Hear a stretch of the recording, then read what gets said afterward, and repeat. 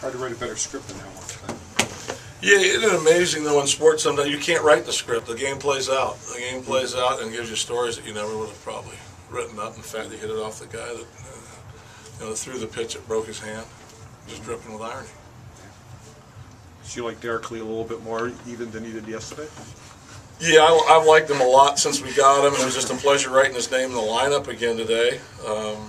This was old school, since the rehab program came back. Not many guys just don't go down and play a couple games. For him to jump back in there, he was able to barrel up a ball his first at bat. He fought one off and dumped it in the right field. He flew out, and then he just missed a 3-1 pitch, had a real aggressive swing on it, and then, for that situation to come his way at the end and for him to put that swing on it, I think that just speaks to also the slow heartbeat he has at the plate. And, what we wanted, and when we acquired him, what we were looking for in the middle of the lineup.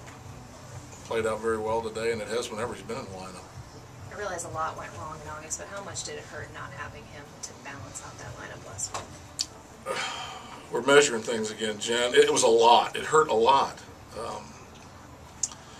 Just because of the presence on the defensive side of the ball, but the presence in the middle of the lineup. Look at the lineup today, the way it's constructed, versus what we've been going with without him hitting cleanup. I mean, it's a whole different dynamic, and it rearranges the bench. When you got now in a certain game, you've got Paul and Jones on the bench from the left side, and then you get some options from the right side.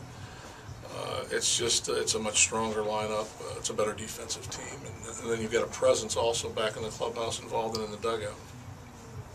How about also the guys had to get on base for Derek to be able to come up and do that, and in the situation we haven't seen a lot of this come through like this season before he even got his opportunity. Well, I mean, the guys came up. Paul hasn't had a lot of success pinch hitting, but he was able to go up there and work a count and then eventually put a good swing on the ball to start things off. And, JJ actually ran the count to 3-2, and Marmol made a very good pitch to punch him out. And then Tabata showed some patience and get in the walk to also put the two guys on. And then, Presley probably made 3 of the best pitches he threw the entire time he was out there to Alex. And then for Andrew to show the patience he did at the plate to get us in that position. So we showed some discipline, we showed some patience to get us in a position where with one swing of the bat, we could tie the game or go ahead, and it played out very well. Thanks, Clint. Ohlendorf was effective for 4 innings for the most part, and then seemed to lose it somewhat suddenly with 8 straight balls. Was there any way to explain exactly what happened there? Paul, there's not a way for me to explain it. I mean, we got his pitch count up over 100, over 90, over 100 in AAA in the rehab starts, and he had about a half dozen of those.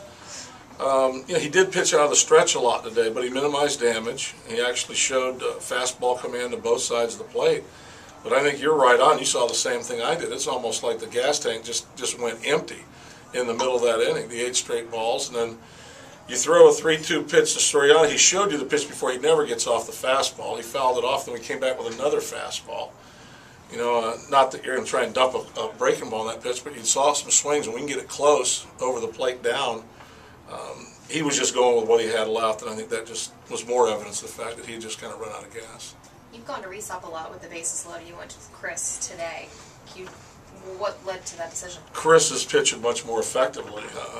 Probably he's pitching as well as anybody out there right now. I mean, when you look at what Joel has done, Grilly's done some nice work with runners on base. Chris was doing all the work basically before that, but Chris is trying to put some things back together.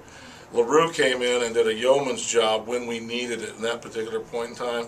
And then, you know what, all said and done, Resop's outing today was as big an outing as he's had in a long time to come in a situation with 2 men on, nobody out, after throwing 4 pitches, waiting an hour and a half, finishing that inning off, and then saying, no, I got some more left, so we don't have to go and burn Watson while we're still down, then basically have, Grilly's on a short tank and Veras and Hanrahan left. Who knows if you tie it or you don't get ahead.